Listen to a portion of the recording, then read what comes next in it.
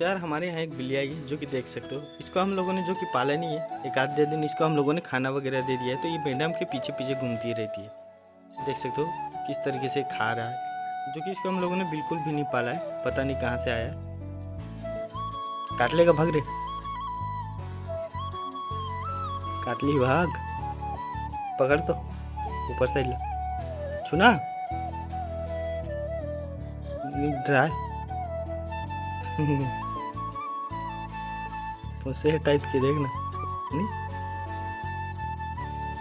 और दे दे, पकड़ी है तो।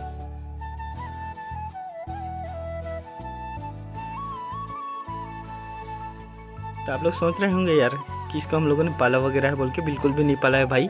जो कि ये पता नहीं कहाँ से आया है, और जो कि मैडम के पीछे पीछे घूमती रहती है, कुछ इस तरीके से इसको खाना वगैरह दे देती है तो उसके साथ ये घूमता ही रहता है। जो कि देख सकते हो किस तरीके से के अभी खा रहा है, जो कि बिल्कुल भी हम लोगों ने इसको नहीं पाला है। अरे क्या खा रहा है वो भी मैं आप लोगों को बता रहा हूँ। जो कि मैडम इसको मछली दे रही है खाने के लिए,